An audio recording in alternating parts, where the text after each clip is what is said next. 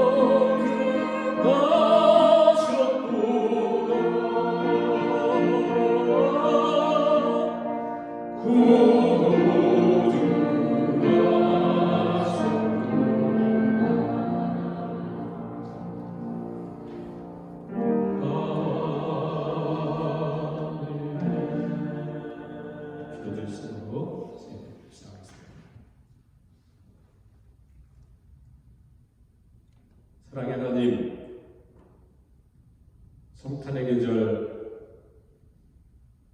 만물이 요동하는 계절, 저희들이 우리 하나님 앞에 엎드려 예배를 드립니다. 하나님, 독생자 예수님을 이 땅에 보내신 하나님의 사랑과 그 은혜와 그 마음을 우리에게도 깨닫게 해주시고 또 시대를 살아가는 분별하는 사랑을 저희들이 될 수 있도록 하나님께 예배하는 모든 신령 속에 하나님께서 친히 함께 해주시고 은혜로 덧입혀 주시며 오늘도 말씀해 주시기를 간절히 바라오며 예수님의 이름으로 기도하옵나이다. 아멘. 찬송가 114장 찬양을 듣겠습니다.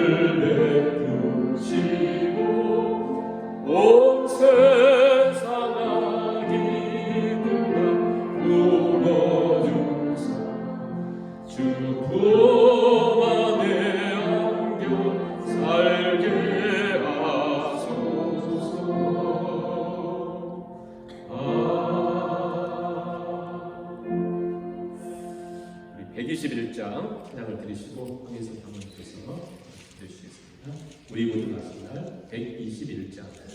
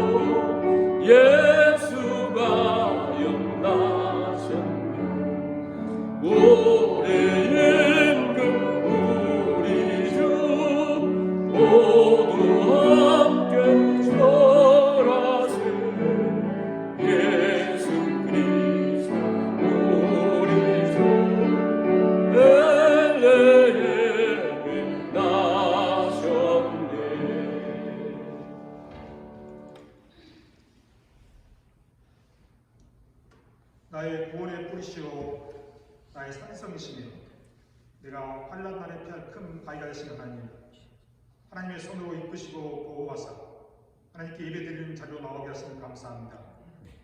세상에 소란스럽고 불안한 환경에서도 저희들의 마음과 삶을 약속하신 말씀으로 지켜주시니 감사합니다. 말씀의 능력을 의지하여 인내하면서 믿음의 길을 힘써 지켜야 했는데 돌이켜보면 열매는 드물고 가라지만 가득한 부끄러운 모습입니다. 하나님의 이름을 위하여 주의 백성들을 은혜 안에서 새롭게 만져주셔서 하나님께서 정해두신 말씀의 경계 안에 거하면서 순종케 하소서. 주의 자녀들이 말씀을 힘써 붙들고 지킬 때 하늘의 평강을 누리고 진리 안에서 자유케 하소서. 세상 사람들의 평가나 기준에 의해서 주의 자녀들이 낙심하지 않게 하소서. 우리가 안고 있는 체질의 약함과 변덕스러운 기질로 인해 하나님의 얼굴을 피해 어둠 속에 숨지 않게 하소서.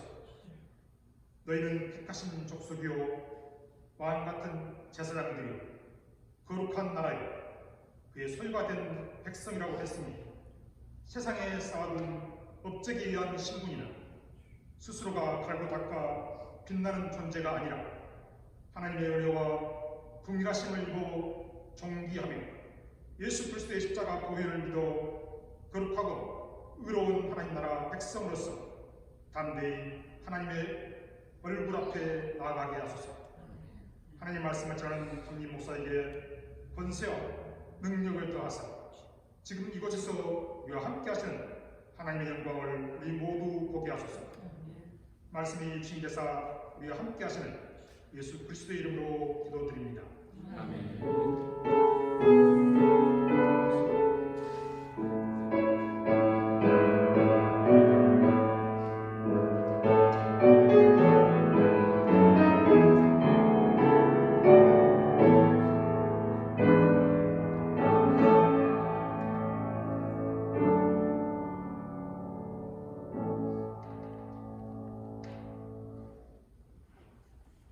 우리 하나님 말씀 마태복음 1장 16절, 17절 두 절만 말씀을 같이 보시겠습니다. 마태복음 1장 16절, 17절 두 절 같이 읽습니다. 야곱은 마리아의 남편 요셉을 낳았으니 마리아에게서 그리스도라 칭하는 예수가 나시니라. 그런즉 모든 대수가 아브라함부터 다윗까지 14대요 다윗부터 바벨론으로 사로잡혀 갈 때까지 14대요 바벨론으로 사로잡혀 간 후부터 그리스도까지 14대더라. 아멘. 네, 우리가 오늘 전도서 말씀을 상고해야 되는데요. 주일날 우리가 요한을 통해서 성탄을 생각했으므로 오늘은 마태를 통한 성탄절을 한번 생각하고 주일은 누가를 통한 성탄을 한번 생각하도록 하겠습니다. 우리가 기독교의 핵심 다섯 가지 기독교의 핵심 다섯 가지예요. 이 다섯 가지가 없으면 이단이라고 할 수 있고 또 그건 교회가 아니고 사교다, 사교. 그리고요 개인적으로는 이 다섯 가지가 없으면 성도라고 할 수가 없어요. 하나는 예수 그리스도의 탄생, 두 번째는 예수 그리스도의 십자가를 통한 죽음, 세 번째는 예수님의 부활, 네 번째는 예수님의 승천, 다섯 번째는 예수님의 다시 오심.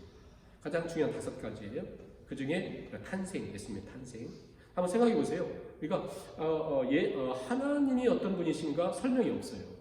그냥 하나님이 선포하시고 대처하는 천지를 창조하셨다. 근데 예수님에 대해서는 굉장히 많은 설명이 이렇게 있었고 필요하다. 왜 우리에게 필요한가 그러겠죠? 그래서 예수님의 탄생. 자, 예수님의 탄생의 신비를 한번 생각해 보세요. 예수님 탄생하시는데 1차적으로 마리아와 요셉 정혼하고 아직도 같이 살지 않은 상태에 동정녀로 예수님을 잉태하게 되는. 그러니까 어떻게 보면 마리아와 요셉의 삶 속에는 굉장한 고통이 따라와요. 그래서 마태는 요셉을 통해서 성탄을 기록을 하고 있고, 그러니까 우리가 마태복음을 잘 이해하려면 마태복음을 통한 성탄을 잘 이해하려면 집에서 요셉의 겪을 그 아픔들을 생각하면서 마태복음을 읽어야 되고, 누가복음에 보면요 마리아를 중심으로 기록하고 있습니다. 그래서 우리가 그가 겪어야 됐던 그 성탄을 생각하면서 마태복음 요셉을 통한 그냥 아무튼 이 예수님의 탄생에 마리아와 요셉이라고 하는 독특한 인물. 우리가 천주교 때문에 마리아를 막 이렇게 막 좀 우리는 개신교는 이렇게 하지만 아무튼 그 순종과 이런 부분 따라갈 수 없을 만큼 있잖아요. 마리아와 요셉의 순종 그리고 사용되심. 또 하나는 마태복음 2장에 있는 것처럼 동방박사들이에요. 왜냐하면 예수님이 탄생하는데 예수님의 탄생을 축하하고 정말 기다린 사람들은 유대인들이거든요. 유대인들. 그리고 종교 지도자들. 그들은 아예 나면서부터 죽을 때까지 기다림이라고 하는 기다림. 메시아 기다림. 그것도 산 사람들이에요. 매일 메시아 했던 사람인데 예수님이 오셨는데 그들은 관심이 없잖아요. 아기 탄생하셨는데 오히려 저 동방에 지금 얘기하면 저 이라크 지역이나 그쪽에 하늘을 보고 연구하던 별을 연구하던 동방박사들이 예수님 탄생한 그날에 맞춰서 오잖아요. 몇 달 걸리는데 지금처럼 뭐 비행기 타고 오는 게 아니라 거기서부터 낙타 타고 뭐 걸어서 산을 넘고 물을 건너 오는데 아무튼 별을 따라보고 하나님의 세심한 인도하심을 통해서 아기 예수를 경배를 하잖아요. 진짜 경배될 사람들은 안 하고 오늘 우리가 이 시대에 그럴 수 있다는 걸 얘기하고 있고요. 그러니까 동방박사들이다. 그러니까 누가 보면 누가 나옵니까? 목자들이 들에서 양을 치다가 천사들의 소리를 듣고 예수님을 경배를 하죠. 그럼 생각해보면 목자들은 어떻게 할 수 있었는가?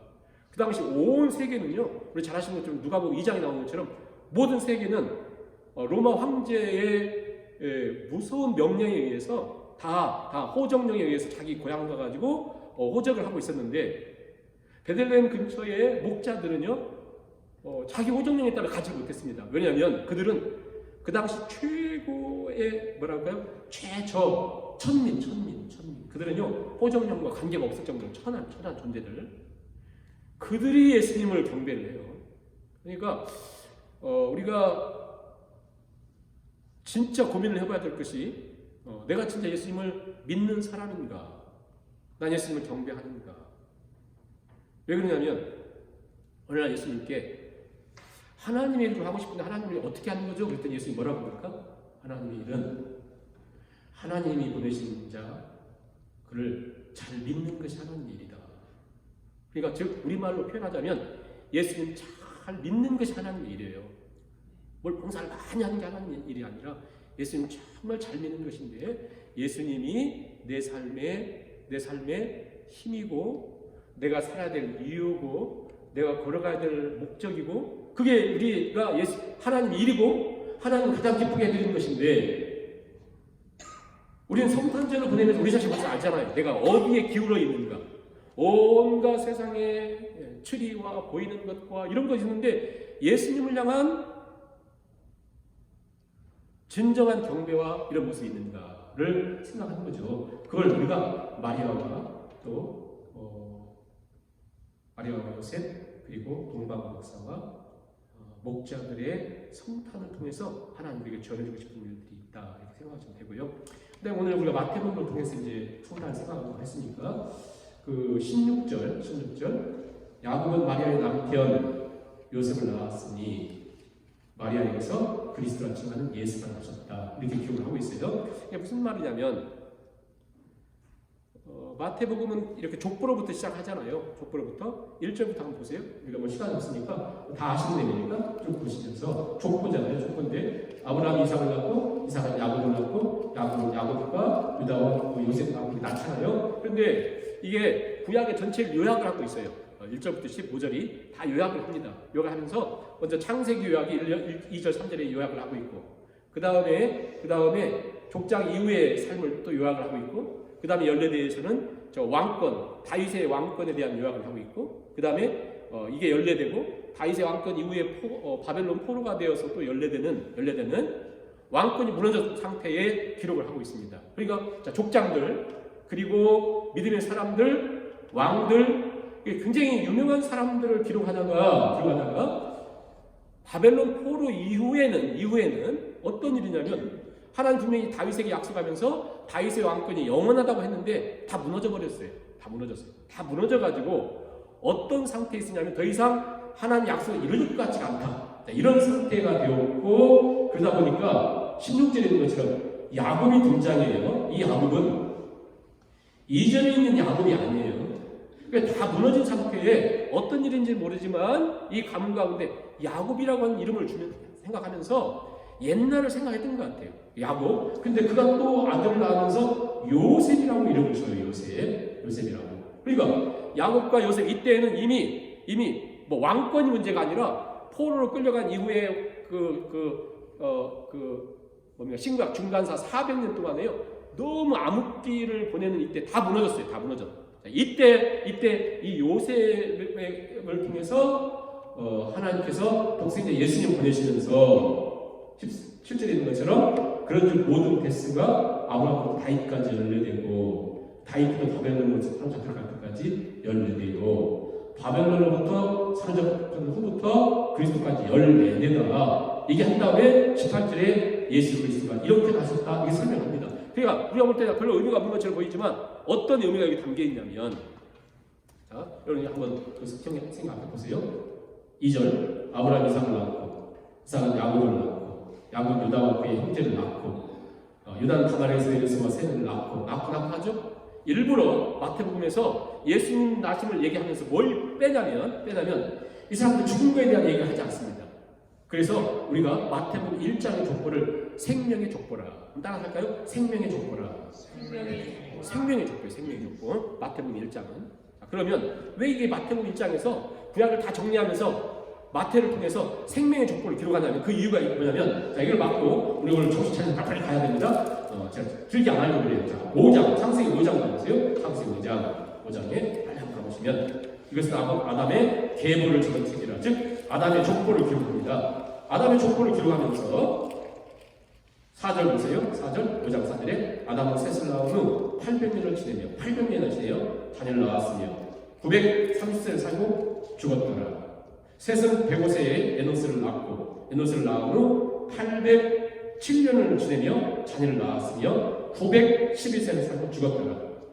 에노스는 90세에 게단을 낳고, 게단은 815년을 지내며 자녀를 낳고, 그리고 905세를 살고 죽었더라. 그래서 그렇죠. 그래서 창세기 5장의 족보를 죽음의 족보라 그래요. 그러니까 자, 아담의 계보를 우리가 뭐라고 하냐면 죽음의 족보예요. 자, 마태복음을 시작하면서, 마태는 유대인인데 유대인들을 위한 기록이에요. 그리고 그들은 족보가 다 보여주고 있거든요. 그래서 족보를 기록하면서 죽음을 빼요.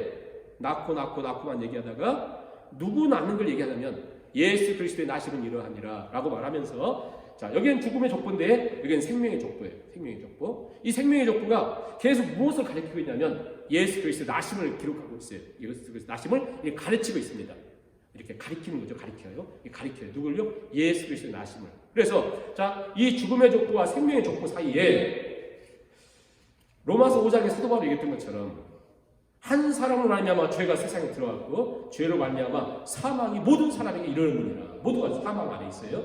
이 세상에 누구도 이 사망의 길을 피할 사람은 없습니다. 유일하게 피할 수 있는 길이 뭐냐면 오직 예수 그리스도 그분의 족보 아래만 있어야 돼요.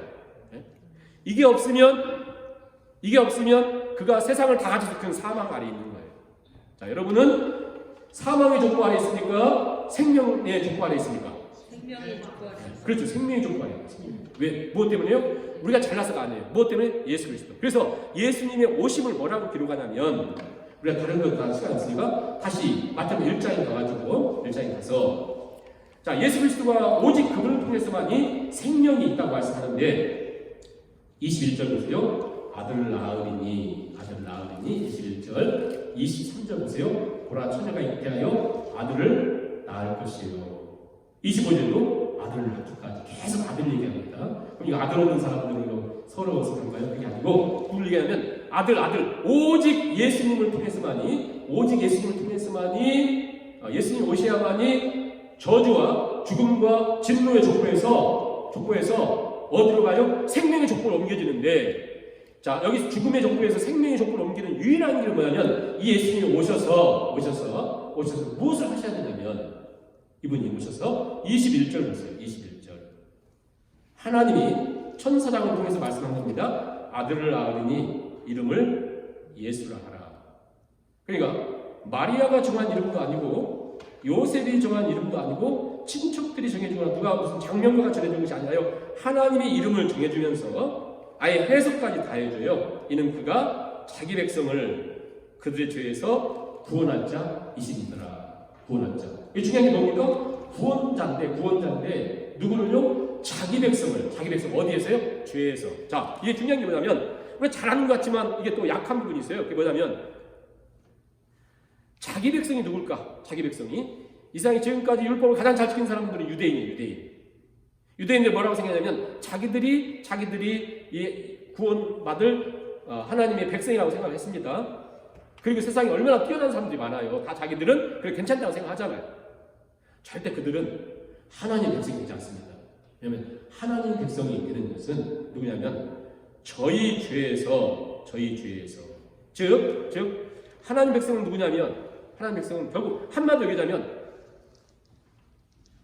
예수 그리스도만이 나의 구원자요 내가 유일하게 살 수 있는 유일한 길이라고 믿는 사람인데 그들의 특징이 뭐냐면 그 사람들의 특징을 들어가 보니까 그들 뭐냐면 예수님을 의지하며 예수님 믿고 사는데 그들의 특징을 보니까 자신은 한 사람도 예가 없어요. 자신은 날 때부터 어떤 인생을 살았든지 저주 아래에 있다는 사실을 깨달아지고요. 이게 믿어지고요. 자기는 이 세상에 무엇을 해도 하나님께 자기 힘으로 기쁨을 드릴 수 없는 존재라는 걸 아는 사람이에요. 근데 가만히 생각해 보세요. 우리는 어떤 생각들을 자주 하게 되냐면 내가 뭔가 이렇게 해드리고 뭔가 이렇게 하면 하나님 기뻐해서 하시겠지 생각하잖아요. 그들을 자기 백성이라고 하지 않고 그 백성들의 특징은 뭐냐면 자기가 철저하게 예수님이 아니면 이 구원과 이 축복의 자리에 들어갈 수 없다는 사실을 깨달은 자들이에요. 그래서 팔복을 마태복음 5장부터 나오잖아요. 마태가 기록하면서 예수님이 그걸 기록하면서 팔복을 이렇게 10년이 가난한 자는 복이 있나니 애통하는 자는 복이 있나니 이런 얘기예요. 이게 복이 무슨 세상 복과 전혀 다르잖아요. 그 복을 메시지 바이블 즉 메시지 바이블 기록한 영성학자 있잖아요. 유진 피터슨이 뭐라고 이걸 해석하냐면 팔복을 자기 자신이 철저하게 버림받은 자로 여겨지고 깨달은 사람들은 복이 있나니 그 이유는 자기들은 그것이 내 인생의 축복이라고 생각하며 살아왔는데 그걸 다 이루면서 이게 아니고 오직 예수님 품에 안기는 것이 복이네 라고 깨달은다는 거예요. 그러다 보니까 우리가 생각해보면 결국 진짜 믿음은 옛날 우리 어른들이 한경기 목사님도 90몇 세에 돌아가실 때 한국 기라성 같은 목사님들이 와가지고 그 남한성에 있었을 때 저도 가봤는데요. 이렇게 있으면 그분들이 물어보잖아요. 목사님 돌아가시기 전에 뭐 중요한 말씀 있으면 얘기하세요. 그러면 항상 그분 했던 얘기 한 가지라는 거예요. 뭐라고 하냐면 큰일 하려고 하지 말고 예수님 잘 믿으세요. 예수님 잘 믿으세요. 누가 왔는데요? 막 기라성 같은 목사들 왔는데 다 뭐라고 하냐면 예수님 잘 믿으세요. 진짜예요. 여러분 이게 진짜예요. 예수님 잘 믿는 것 외에 정말 예수님을 내 구주로 나는 그분이 아니면 저주받을 자라는 사실이 깨달아지고 그걸 믿음이 안 생기면 여러분들은 오늘 못 가고 밤새 우통하면 우려야 돼요. 내가 진짜 저주 아래 있는 진노 아래 있는 자로서 예수님이 아니면 나는 살 수 없다는 이게 깨달아지지 않으면 이게 믿어지지 않고 나는 괜찮은 사람처럼 여기면 여러분 혹시 저주받을 인생일 수 있어요. 왜냐하면 예수님 뭐라고 합니까? 내가 온 것은 건강한 사람에게는 의원이 있을 때요. 병든 사람에게야 의원이 있을 때 있다. 그리고 예수님 뭐라 하면 나는 이렇게 높임받으러 온 것이 아니라 섬기려고 도리어 나를 대성물로 주려고 왔다. 이렇게 말씀하잖아요. 뿐만 아니라 예수님 말씀하시기를 디모데 전서 1장에 보면 사도 바울이 이쁘다 모든 사람이 받을 만한 이 말이여 그리스도 예수께서 죄인을 구원하시려고 세상에 임하셨도다. 그러니까 한마디로 유대인들은 자기가 의롭다고 생각했기 때문에 예수님을 이렇게 버리게 되었거든요. 그런데 예수님이 진짜 오신 이유는 저주 아래 있는 진노 아래 있는 우리를 구원하시기 위해서 오셨다. 자, 그게 이제 결국 예수님 보내신 하나님 목적이잖아요. 예수 우리의 구원자. 누구를 통해서요? 누구를 위해서요? 저들의 죄에서, 저주에서, 진노에서. 그러니까 우리가 생각할 때 나는 왜 이렇게 나쁜 사람일까? 나는 이렇게 못된 사람일까? 난 너무 못된 사람이네. 그 고민의 문제가 아니라 더 심각한 것은 우리는 우리가 더 못된 사람이라는 걸 몰라요. 그렇기 때문에 늘 어떤 생각하면서 하냐면 난 그래도 너들보다는 괜찮아 이 생각하고 살거든요. 이게 얼마나 무서운 것인지 모릅니다.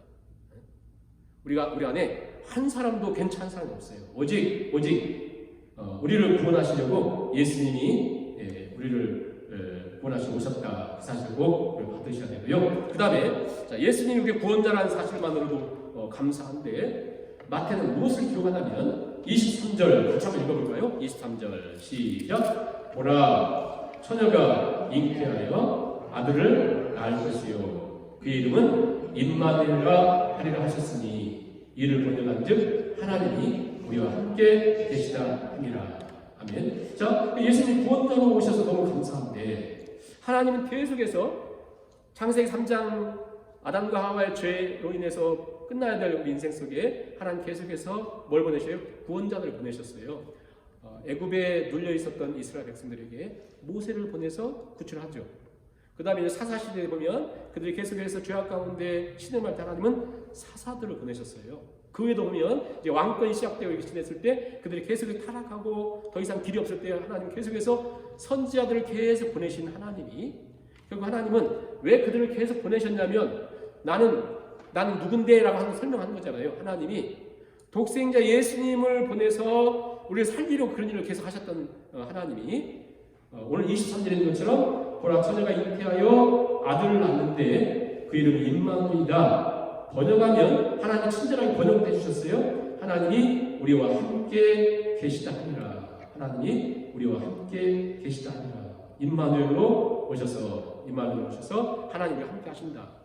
근데 이제 우리가 이제 잘 아시는 분은 아시겠지만 이제 여기서 말하는 처녀가 잉태하여 아들을 낳으니 임마누엘이라고 하는 것은 계속해서 이제 마태복음에서는요, 특히 마태 유대인이니까 유대인들을 설명하려고 하니까 계속 구약을 인용하거든요. 그러니까 그것을 구약에 그 이사야 7장에 나와 있는 말씀을 지금 이렇게 해석을 한 거예요.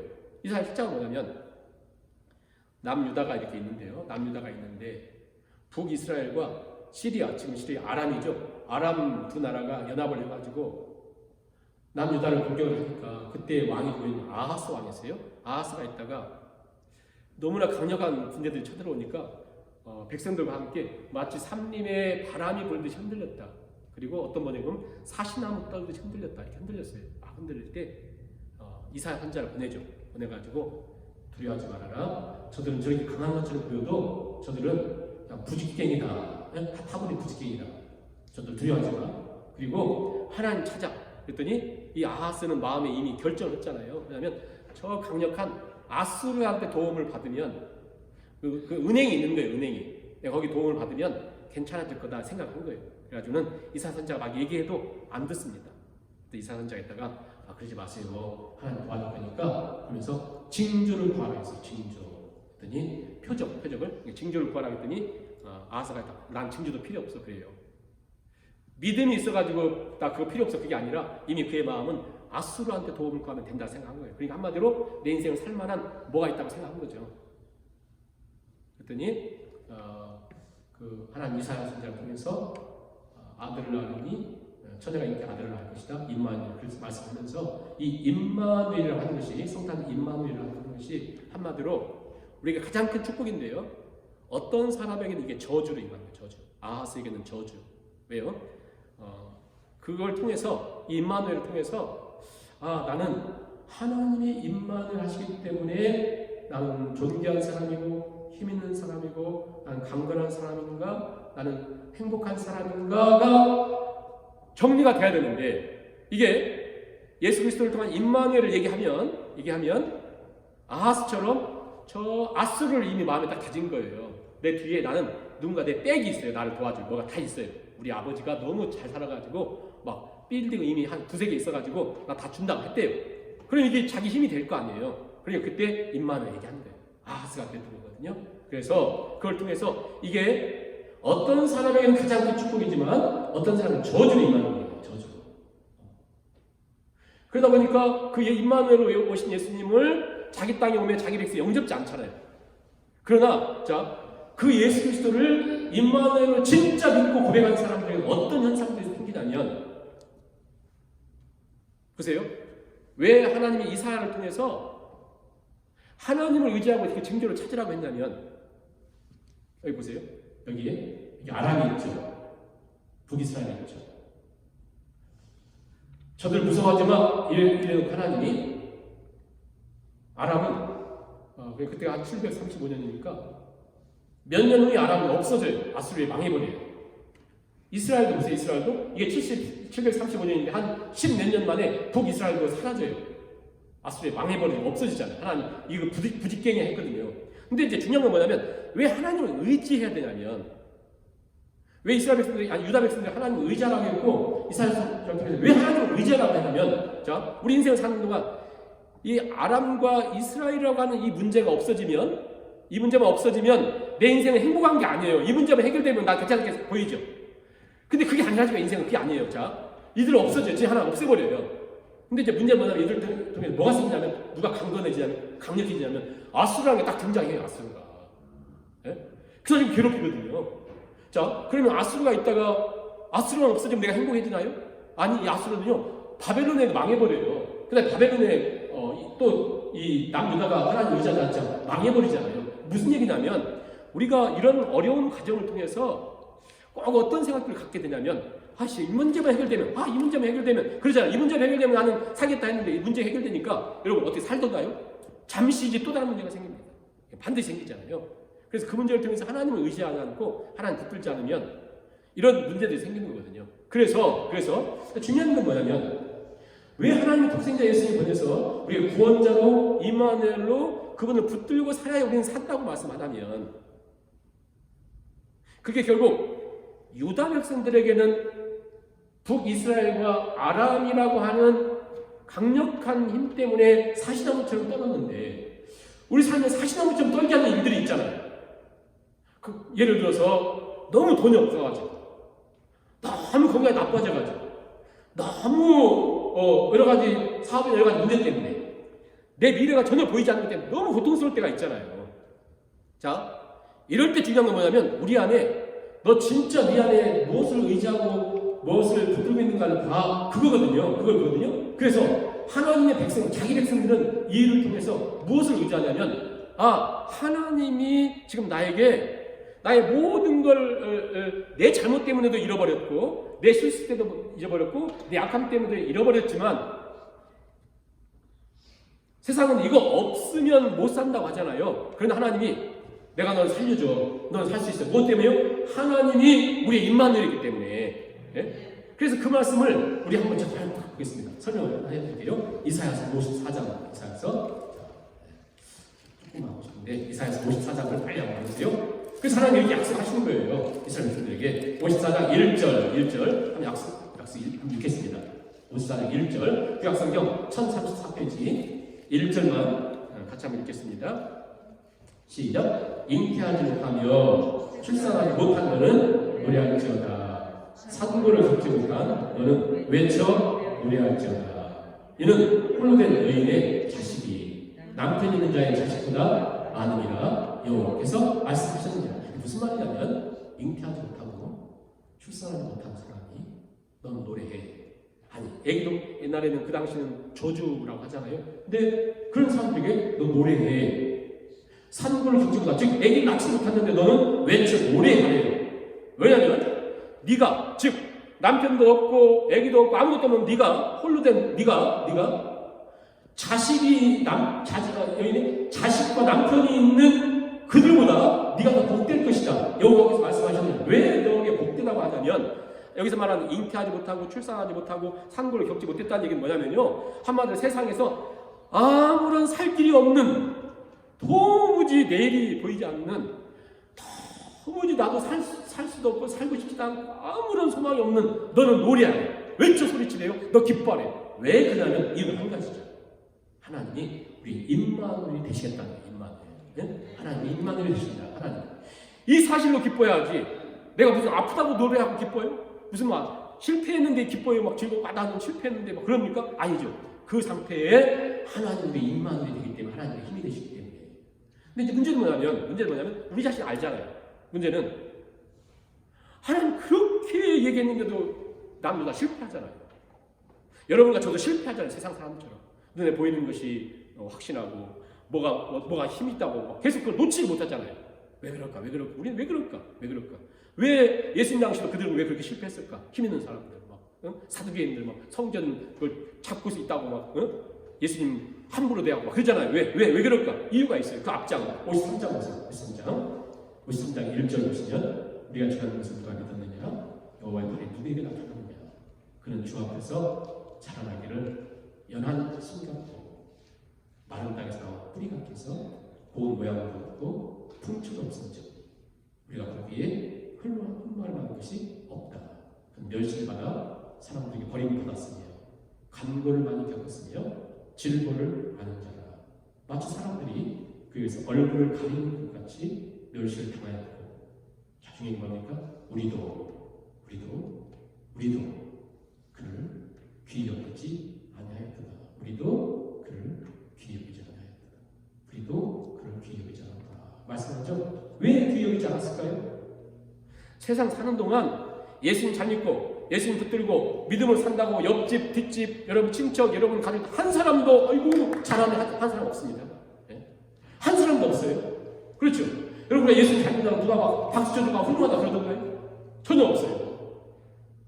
이 땅을 사는 동안은 예수님은 뭐와 똑같아요? 우리가 죽는 날까지 예수님은 연한 심 같고 마른 땅에서 나온 뿌리 같고 고운 모양도 없고 풍채도 없고 흠만 아무것도 없고 주위 사람들 다 멸시하고 함부로 대하고 그냥 우리도 살짝 그렇지 예수님 안 믿는다고 막 해봤자 누가 같이 막 그렇게 가는 거지 다 그렇게 산다는 거예요. 그렇게. 그래서 우리가 여러 가지 일들을 통해서 그분을 붙들고 살고 그분을 힘입고 살아야 되는데 오히려 눈에 보이는 것, 오히려 우리의 그 감축을 막 자극하는 것들을 더 좋아하고 그것을 바라고 산다는 거예요. 여러분 하나님이 일하시는 겁니까? 너희 세상적으로 여러 가지 그런 상황에 있는 너희여 진정으로 하나님 붙들어라. 하나님이 힘이시고 하나님이 너희의 임마누엘이 되신다. 하나님 붙들며 걸어가라는 거예요.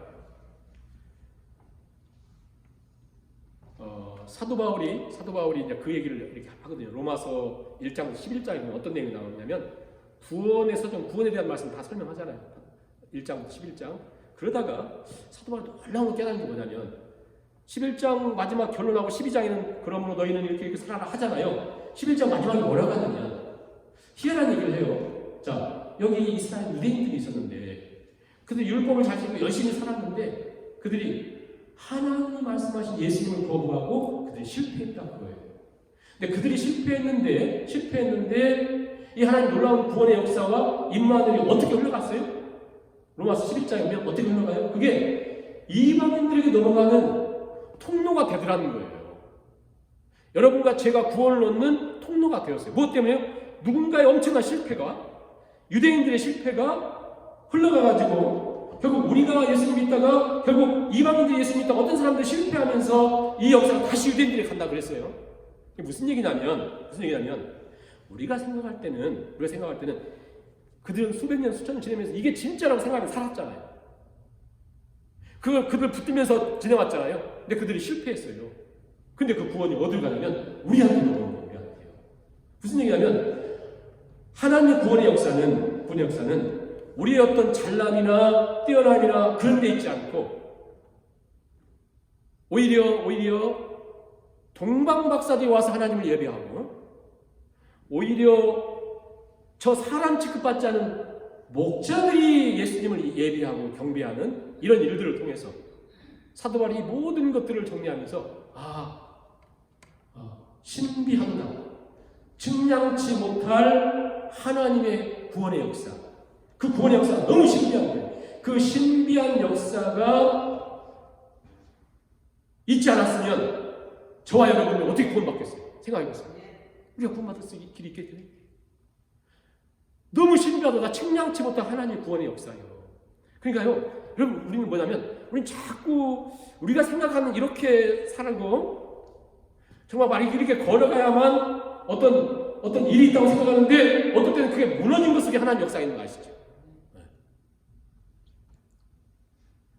어떻게 보면, 우리 어떤 무너짐이나 잃어버림이나 또, 나이 막 늙어가는 것도 어떤 젊음을 잃어버리고 그런 거잖아요. 그러나 그런 것 속에서 하나님의 신비한 구원의 역사, 그것은 바로 독생자 예수 그리스도에서 임마누엘로 나타나는데요. 결론으로 말씀을 드립니다. 한 사람만 예를 들고 이제 마치겠는데요.